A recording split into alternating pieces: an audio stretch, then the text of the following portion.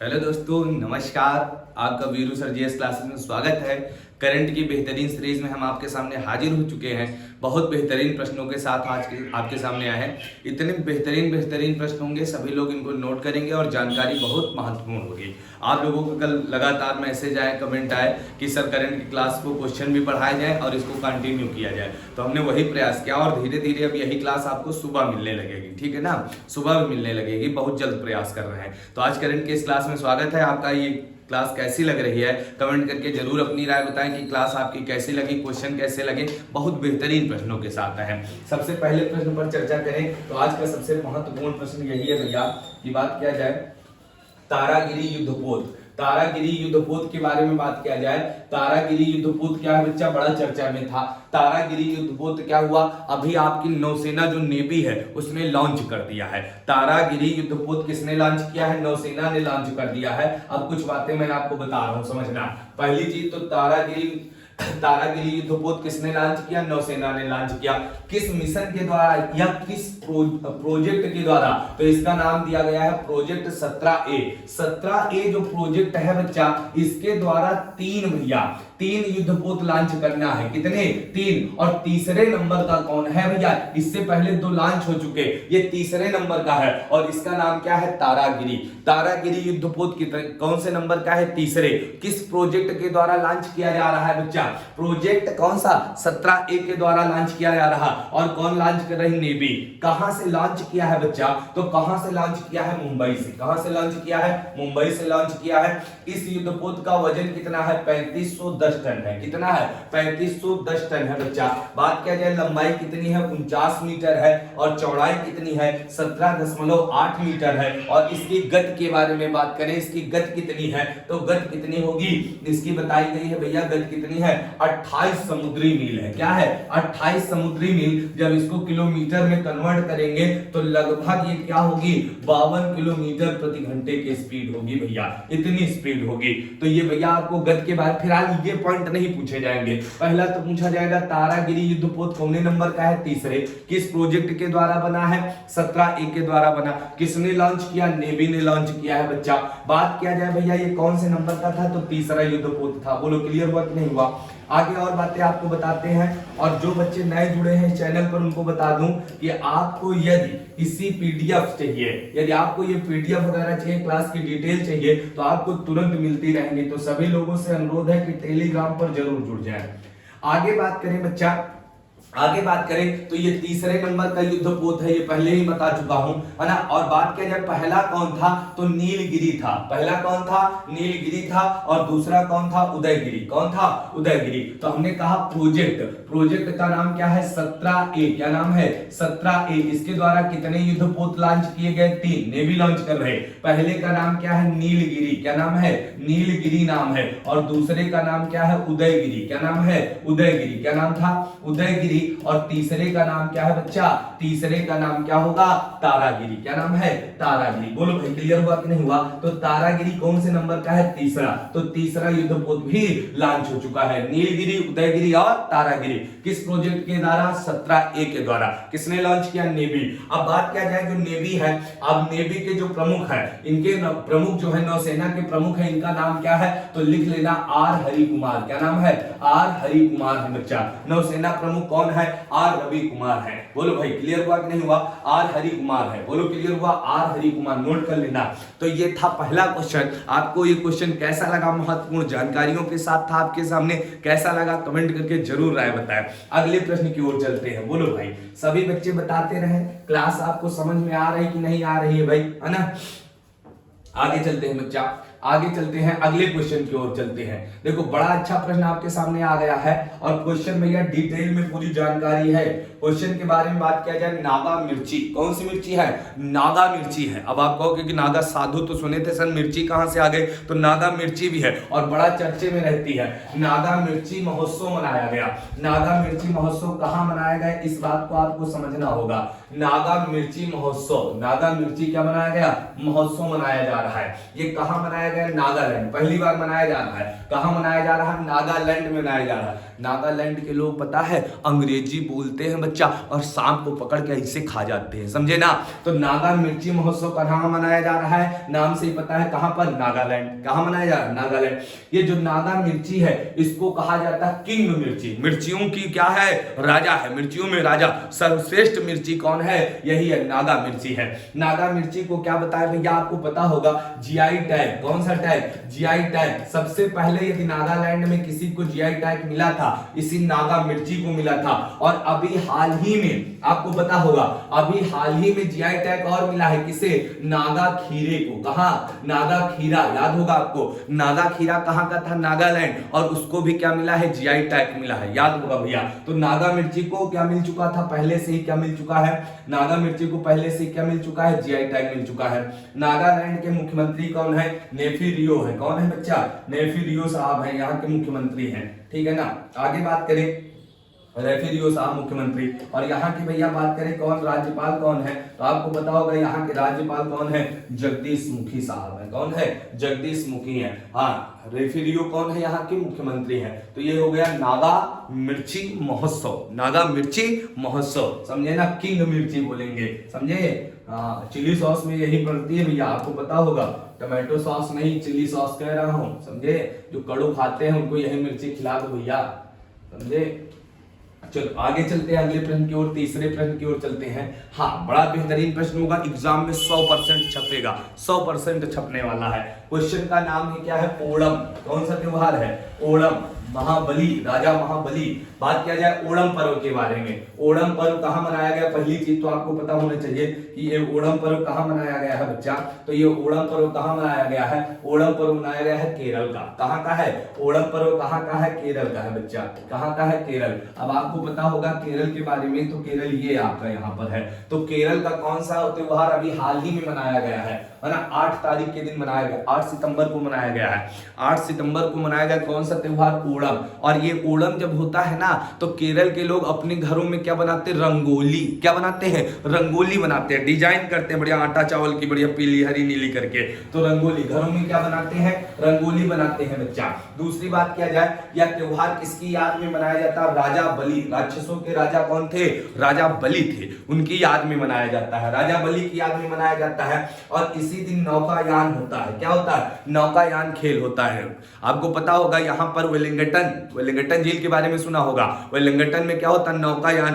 Wellington द्वीप का नाम सुना ना, वहीं पर क्या है? वहीं पर झील का सुना होगा। वेम्बनाड झील का नाम सुना होगा। वेम्बनाड झील में नौकायान खेल होता है, सुने होंगे ना। वेम्बनाड झील पर क्या होता है? नौकायान खेल होता है। और यहीं पर हाथियों का क्या होता है? एक रैली निकाली जाती है इसी दिन बच्चा, है ना। तो ये बातें आपको पता होनी चाहिए। फिर आपके पेपर में क्या पूछा जाएगा? ओणम। ओणम त्योहार हाल ही में कहाँ मनाया गया? केरल। कहाँ मनाया गया?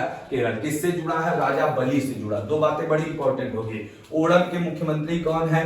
पिनरई विजयन है। कौन है? पिनरई विजयन साहब हैं। और ओणम के बारे में और बात करें भैया, केरल के बारे में, तो यहाँ के राज्यपाल कौन है? आरिफ मोहम्मद खान। कौन है? आरिफ मोहम्मद खान क्या है? यहाँ के राज्यपाल है बच्चा। केरल के बारे में बात करें तो आपको पता होगा केरल के बारे में, यहाँ 2 शास्त्रीय नृत्य हैं। एक का नाम क्या है? मोहिनी अट्टम। क्या नाम है? मोहिनी अट्टम। ऐसे खोपड़ी में हाथ रखिएगा जो नाचा जाता, जयमा शंकर जी को भस्मासुर वाला याद होगा, भस्मासुर को भस्म करा दिए थे शंकर जी, हाँ याद होगा ना, मोहिनी का रूप धारण किए थे। तो मोहिनी अट्टम मनाया जाता है। और एक और शास्त्रीय नृत्य होता है कथकली। कौन सा? कथकली। देखो 2 बातें याद रखना। कथक की बात करेगा तो कथक उत्तर प्रदेश का है। कथक शास्त्रीय नृत्य कहाँ का? उत्तर प्रदेश का है। लेकिन कथकली शास्त्रीय नृत्य कहाँ का है? केरल का। अब आपको पता है शास्त्रीय नृत्यों की संख्या कितनी है? 8। कितनी है? 8 है। कितनी है? 8 है। उसमें कथक उत्तर प्रदेश का है, केरल में 2 होते हैं, मोहिनी अट्टम और कथकली होता है। बोलो भाई, क्लियर हुआ? केरल के बारे में बात करें तो आपको पता होगा केरल में अन्नामलाई पर्वत है। और अन्नामलाई पर्वत की सबसे ऊंची चोटी अनाईमुडी है। पर्वत का नाम क्या है? अन्नामलाई। और चोटी का नाम क्या है? अनाईमुडी है। क्या नाम है? अनाईमुडी है। और अनाईमुडी चोटी पूरे दक्षिण भारत की सबसे ऊंची चोटी है। अनाईमुडी चोटी पूरे दक्षिण भारत की सबसे ऊंची चोटी है। दूसरे नंबर पर आती है टोडा बेटा। पहले पर कौन है? अन्नामलाई पर्वत है, और अनाईमुडी क्या है, चोटी है, और इधर टोडा बेटा क्या है, नीलगिरी पर्वत पर है। तो दूसरी सबसे ऊंची चोटी कौन होगी, टोडा बेटा। पहली कौन होगी, अनाईमुडी। कौन होगी, अनाईमुडी। बोलो भाई, केरल क्लियर हुआ। केरल में सबसे ज्यादा पढ़े लिखे लोग रहते हैं। बोलो, चले अगले प्रश्न की ओर चले भैया। तो ओणम त्योहार के बारे में आपने देख लिया, ओणम पर्व के बारे में। अगले प्रश्न की ओर चलते हैं। कम समय में अधिक बातों पर चर्चा करते हैं। हाँ, ये देखो जानकारी वाले क्वेश्चन कुछ आपके सामने है भैया, जानकारी वाले क्वेश्चन है, इनको आप समझते जाओ कौन कौन से हैं। जैसे कह रहा है एनटीपीसी ने, अब पूछा जाएगा एनटीपीसी कौन सा भैया, एनटीपीसी के बारे में बात कर रहा है। एनटीपीसी ने क्या किया है, एनटीपीसी ने क्या किया है, सशस्त्र बलों के साथ, जो सशस्त्र बल होते हैं, जो सेना होती है, सशस्त्र बलों के साथ एक समझौता किया है, नवीकरण ऊर्जा आपूर्ति करेगा। मतलब पेपर में क्वेश्चन आएगा, हाल ही में सशस्त्र बलों को बिजली देने के लिए समझौता किसके साथ हुआ है, तो आप मान देना किसके साथ हुआ, एनटीपीसी के साथ हुआ। किसके साथ हुआ, एनटीपीसी के साथ हुआ। तो हाल ही में सशस्त्र बलों को बिजली आपूर्ति करने की जिम्मेदारी किसने ली है, एनटीपीसी ने ली है। बोलो भाई, क्लियर हुआ कि नहीं हुआ। हाँ, फोर्जिंग मेटल, एक पुस्तक का नाम है forging metal, Nipendra Rao and the Pennar, है ना, नीपेंद्र राव एंड द पेन्नार करके पुस्तक का नाम है। और ये पुस्तक बहुत चर्चित व्यक्ति की है, ये महाराष्ट्र से जुड़े हुए हैं। और इस पुस्तक के लेखक कौन है, पवन सिंह लाल। कौन है, पवन सिंह लाल। तो फोर्जिंग मेटल जो पुस्तक है बच्चा, उसके रचनाकार कौन है, पवन सिंह लाल है। आपको याद रखना, ये दोनों क्वेश्चन जानकारी वाले हैं, कभी कभी पेपर में डायरेक्ट ऐसे क्वेश्चन आ जाते हैं। पवन सिंह लाल है, लेखक है ना। अब अगले क्वेश्चन के बारे में और चर्चा करते हैं। अगला प्रश्न आपको देखते हैं। अगला प्रश्न के बारे में बात करें उससे पहले आपको कुछ बातें और समझनी होंगी। सभी बच्चे कमेंट करके जरूर बताएं आपको ये वीडियो कैसा लगता है भाई, करेंट की वीडियो क्लास कैसी लग रही, कमेंट करके अपनी राय जरूर दे भाई। अगले प्रश्न के बारे में बात करें, ये भैया स्टार बना लेना, स्टार बना लेना पेपर के लिए, पहले से बता दे रहा हूं, पक्का 100% आने वाला प्रश्न है, स्टार बना लेना। हमने कहा दासापार गांव, गांव का नाम क्या है, दासापार। क्या नाम है, दासापार। क्या नाम है, दासापार। क्या नाम है, दासापार गांव। गांव का नाम क्या है, दासापार। ये दासापार गांव कहां पर है, त्रिपुरा। कहां पर है, त्रिपुरा पर है। कहां पर है, त्रिपुरा में है। दासापार गांव बच्चा क्या बन गया है, देश का पहला बायो विलेज बना है। क्या बना है, बायो विलेज बना है। यहां पर किसी प्रकार का प्रदूषण नहीं होगा, किसी जेनेटिक चीजों का प्रयोग नहीं किया जाएगा। ये पूरी तरह से क्या होगा, प्रकृति पर डिपेंड होगा। समझ रहे हो, सौर ऊर्जा का प्रयोग किया जाएगा, बिजली का नहीं होगा। बिजली काहे से होगी, सौर ऊर्जा से होगी। तो बोला जाएगा देश का पहला बायो विलेज कौन बना है, देश का बायो विलेज पहला कौन है, दासापार गांव है। और ये दासापार गांव कहां पर है, त्रिपुरा। तो क्वेश्चन कई तरह से आएगा, दासापार कहां पर है, त्रिपुरा। ये क्या है, देश का पहला बायो विलेज गांव है। बायो विलेज का मतलब आप समझ रहे हो ना, किसी प्रकार का भैया ज्यादा वो नहीं होगा, बिजली वाला नहीं होगा, प्रदूषण वगैरह यहाँ नहीं होगा, बहुत शुद्ध शांत रहेगा। ये कहां पर है भैया, दासापार गांव त्रिपुरा में है। और त्रिपुरा के मुख्यमंत्री का नाम है मनिक शाह। क्या नाम है, मनिक शाह नाम है। और यहाँ के जो भैया, यहाँ के बारे में बात किया जाए, यहाँ के जो राज्यपाल है उनका नाम है भैया सत्यदेव साहब। कौन है, सत्यदेव साहब है। और राजधानी क्या है, अगरतला। क्या है, राजधानी क्या है, अगरतला। क्या है, अगरतला। तो भैया वेरी इंपॉर्टेंट होगा, मैं बार बार कह रहा हूं, दासापार। क्या नाम होगा, दासापार गांव। गांव का नाम क्या होगा, दासापार। कहां पर है, त्रिपुरा। त्रिपुरा की जब चर्चा करते हैं तो आपको पता होगा भारत का एक ऐसा राज्य जो त्रिपुरा है, जिसको तीन ओर से कौन घेरे हुए है, बांग्लादेश। कौन घेरे हुए, बांग्लादेश। बांग्लादेश को त्रिपुरा कितनी ओर से घेरे हुए, मतलब त्रिपुरा को बांग्लादेश कितनी ओर से घेरे हुए, तीन ओर से घेरे हुए। बोलो भाई, क्लियर हुआ। अगले प्रश्न की ओर चलते हैं बच्चा। अगला प्रश्न देखते हैं, बोलो कंप्लीट हो रहा है, समझ में आ रहा है कि नहीं आ रहा है। अगले प्रश्न पर चलते हैं। अगले प्रश्न पर चलते हैं। ये कौन सा नंबर था, ये 6 नंबर हो गया था। 7 नंबर की बात करें, देखो बड़ा अच्छा क्वेश्चन है। फिर हमने कहा ना, जो बातें हम बता देता हूं एकदम छपने वाली, इतनी महत्वपूर्ण होती हैं। 7 नंबर प्रश्न की चर्चा करें तो 7 नंबर प्रश्न के बारे में जब चर्चा करते हैं तो आपको पता होगा 7 नंबर में हमने लिखा है अंतरराष्ट्रीय साक्षरता दिवस, मतलब पढ़े लिखे लोगों के बारे में चर्चा हो रही। अंतरराष्ट्रीय साक्षरता दिवस कब मनाया गया, 8 सितंबर को मनाया गया। कब मनाया गया, 8 सितंबर, अभी हाल ही में मनाया गया, 8 सितंबर को मनाया गया। अंतरराष्ट्रीय साक्षरता दिवस कब मनाया गया, 8 सितंबर को मनाया गया। साक्षरता का मतलब कहां पर कितने लोग पढ़े लिखे हैं बच्चा, बच्चा। बात किया जाए साक्षरता दिवस की शुरुआत कब हुई भारत में, तो भारत में इसकी शुरुआत हुई 1967 में। कब हुई? 1967 में। इसका उद्देश्य है शिक्षा के प्रति लोगों को जागरूक करना भैया, बिल्कुल शिक्षा के प्रति लोगों को जागरूक करना। और हमारा भी उद्देश्य क्या है? हर घर शिक्षा, है ना, हर घर शिक्षा, वो भी सरल भाषा में पहुंचनी चाहिए। सरल भाषा में पहुंचाना हमारा भी क्या है? उद्देश्य है। तो कहीं ना कहीं हमारा उद्देश्य और इनका उद्देश्य क्या कर रहा है? मैच कर रहा है। तो क्या कह रहा है? शिक्षा के प्रति लोगों को जागरूक करना है। बोलो भाई, हमारा उद्देश्य है सबसे पहले बच्चे के अंदर जिस सब्जेक्ट को हमको पढ़ाना है या पढ़ना है उसके अंदर रुचि होनी चाहिए। जब तक वो रुचिकर नहीं होगा, जब तक उसे मजा नहीं आएगा, वो स्वयं पढ़ ही नहीं सकता, कभी नहीं सीख सकता है। तो सब्जेक्ट को बोरिंग नहीं बनाना, रुचिकर बनाना होता है। तो रुचिकर बनाने के लिए भैया साक्षरता दिवस में बहुत सारे कार्यक्रम चलाए जाते हैं। तो उसी कड़ी में हम भी आपको रुचिकर बताते हैं। सब्जेक्ट को क्या बनाते हैं? रुचिकर बनाते हैं। बढ़िया कहानी सुना के, नाच वाच के सिखा देते हैं आपको, ठीक है ना। वैसे पहले भी हम रामलीला ही करते थे, है ना, तो उसमें कोई दिक्कत नहीं है। तो उद्देश्य क्या है? शिक्षा के प्रति लोगों को जागरूक करना।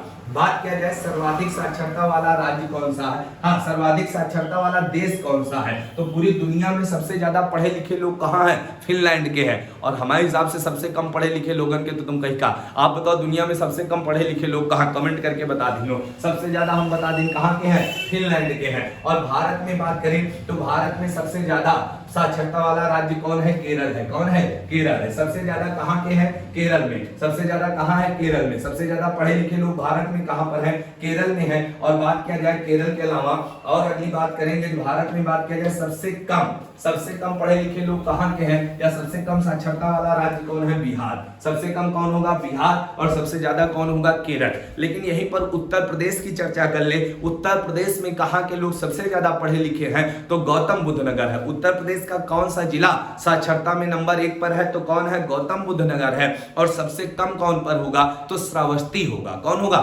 श्रावस्ती। चोट्टा पढ़ते हैं नहीं श्रावस्ती वाले, हाँ। सबसे ज्यादा कहाँ? गौतम बुद्ध नगर के पढ़े लिखे होते हैं। बाकी महिलाओं की जब चर्चा करते हैं तो महिलाओं में कानपुर की महिलाएं बराबर वो पढ़े लिखा नहीं है। यही लेकर बियाह को कानपुर की महिला से ना करो, बहुत पढ़ी लिखी होती है। चलो आगे चलते हैं। ऐसा कुछ नहीं भैया, मजाक में बता रहे हैं। अगले प्रश्न पर चलते हैं और अगले प्रश्न की चर्चा करते हैं। बड़ा अच्छा प्रश्न है। कह रहा कमल नारायण, क्या है भैया? KN सिंह। क्या नाम है? KN सिंह। तो कमल नारायण सिंह के बारे में चर्चा कर रहे हैं। ये कमल नारायण कौन है बच्चा? तो सबसे पहले इनको जान लो, चर्चा में कहा है ये मर चुके हैं, इनका निधन हो गया है। बोलो भाई, क्लियर हुआ? कमल नारायण का क्या हो गया? हाल ही में निधन हो गया। और ये चर्चा में इसलिए आ गए क्योंकि ये पूर्व क्या है? मुख्य न्यायाधीश थे। क्या थे? CJI थे। क्या थे? CJI थे, मतलब सुप्रीम कोर्ट के। कहाँ के? सुप्रीम कोर्ट, हाई कोर्ट नहीं, सुप्रीम कोर्ट के मुख्य न्यायाधीश थे। कौन भैया? कमल नारायण सिंह। और बच्चा बात किया जाए इतिहास में इनका कार्यकाल जो रहा मात्र कितने दिन था? 17 दिन। सबसे छोटा कार्यकाल किसका था? इन्हीं का था, कमल नारायण का। मात्र 17 दिन के लिए मुख्य न्यायाधीश बने थे। कितने दिन के लिए? 17 दिन के लिए बनाए गए थे। और इनका हाल ही में क्या हो गया? निधन हो गया, चर्चा में आ गए। तो सबसे छोटा कार्यकाल किसका था? कमल नारायण का था बच्चा। लेकिन जब छोटा पता हो तो सबसे लंबा कार्यकाल किसका था? तो IV चंद्रचूड़ साहब का था। तो सबसे लंबा किसका था? चंद्रचूड़ साहब का। कहते हैं चंद्रचूड़ साहब जो थे इनका कार्यकाल लगभग 7 वर्ष था। 7 वर्ष से अधिक था, 1-2 महीना, ठीक है ना। 7 साल तक ये न्यायाधीश रहे। और एक ये है 17 दिन रहा। चलो कोई बात नहीं। प्रथम, अब बात करें प्रथम मुख्य न्यायाधीश कौन थे? तो आपको पता है हीरालाल कानिया। जे हीरालाल कानिया इनको बोलते हैं। और वर्तमान में भैया छाप लेना, स्टार बनाए दे रहा हूं, वर्तमान में न्यायाधीश बने हैं। और ये किस नंबर के बने हैं? 49 नंबर के बने हैं। इनका नाम है उदय, क्या नाम है? उदय उमेश ललित। क्या नाम है? उदय उमेश ललित। इसीलिए इनको बोलते हैं यू ललित। क्या बोलते हैं? यू ललित। आप लोग बार बार पढ़ते हो, लेकिन इनका पूरा नाम क्या है? क्या नाम है? उदय उमेश ललित। और ये कौने नंबर के बने हैं? 49वें नंबर के बने हैं। बोलो किस नंबर के बने हैं? 49वें नंबर के बने हैं बच्चा। आगे बात करें बच्चा, आगे प्रश्नों की बात करें तो आपको पता होगा सुप्रीम कोर्ट के बारे में कुछ बातें और बताते हैं। सुप्रीम कोर्ट के बारे में बात किया जाए तो सुप्रीम कोर्ट के बारे में बात किया जाए तो आप समझना, सुप्रीम कोर्ट के बारे में बात किया जाए तो यहां से देखो सुप्रीम कोर्ट में वर्तमान में कितने न्यायाधीश है बच्चा? तो कितने न्यायाधीश है? 33 + 1, है ना। 33 अन्य होते हैं, क्या होता? मुख्य है। और मुख्य कौन है? कौन है? यही ललित है, यू ललित साहब बने हैं। सुप्रीम कोर्ट का गठन कब हुआ था? तो 28 जनवरी, कब हुआ था बच्चा? 28 जनवरी 1950 को हुआ था। 28 जनवरी 1950 को हुआ था बच्चा, 28 जनवरी 1950 को हुआ था। सुप्रीम कोर्ट का उल्लेख संविधान के किस भाग में किया गया है? तो संविधान के भाग 5 में किया गया। कहां किया गया? 5 में, और अनुच्छेद 124 से लेकर 147 तक है। बोलो भाई, क्लियर हुआ? तो ये क्या था बच्चा? करंट के बेहतरीन प्रश्नों की श्रृंखला लेके आने का प्रयास किया। आपको ये क्लास कैसी लगी कमेंट करके जरूर बताएं। जुड़ने के लिए बहुत बहुत धन्यवाद। सभी लोग 9 बजे वाली लाइव क्लास में ज्यादा से ज्यादा लोग जुड़ा करें। धन्यवाद।